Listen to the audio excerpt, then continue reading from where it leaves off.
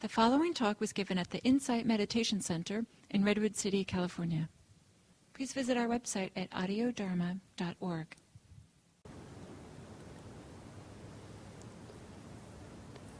So, to say some brief words about the practice, one of the very interesting topics to explore, to investigate in yourself is that of identification, what we identify with.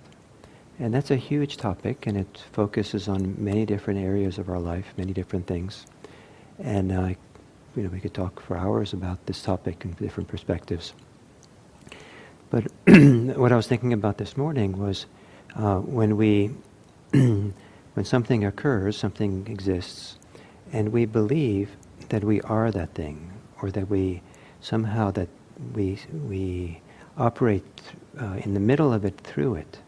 So, for example, if we identify with our emotions, thinking the emotions are mine, that's, in a conventional sense, that's logical sense, that's reasonable.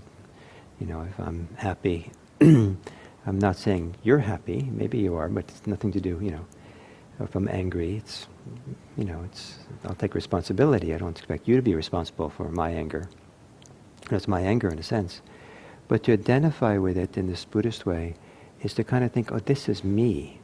I'm somehow, me, myself, and mine are intimately part of this anger, this happiness. I kind of live in it, or I am it, is kind of the feeling. And the contrast to that is to have something like happiness or anger, and to appreciate its presence, but not to identify with it in that sense that this is who I am. I'm defined by this. I live out of it. My whole sense of self is centered or arises out of my emotional state, or out of my thinking, or out of my physical experience, or out of my opinions or something. And the contrast is to step back and have these emotions, have these thoughts, not necessarily to be opposed to them or in conflict with them, but just see them as phenomena without identification, without putting ourselves in the middle of them, without thinking this is how it is.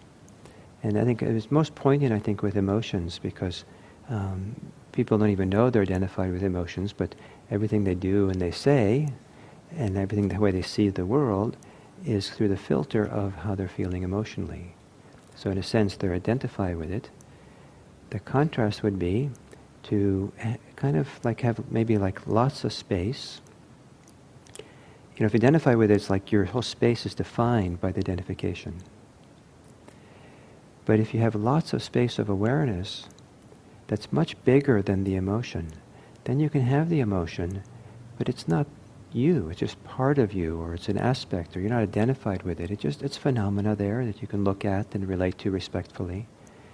But you're not seeing the world through that. It's not like everything that you feel and sense and say and do arises out of it. It's more like that's there and I'm here. That I'm much bigger than that, or I'm somehow independent of it. And I'll take it into account in a respectful way, an appropriate way, as it's needed. So that's one way of looking at identification. And as you go through this morning here, you might spend some time kind of reflecting a little bit on whatever is happening in the present moment for you. So you don't have to reflect in the bigger picture of your life.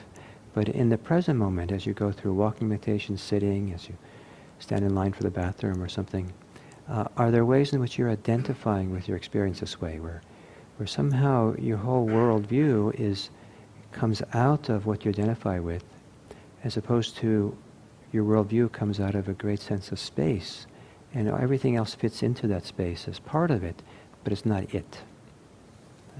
If that doesn't make any sense, don't identify with it. So I hope you enjoy your morning. Thank you.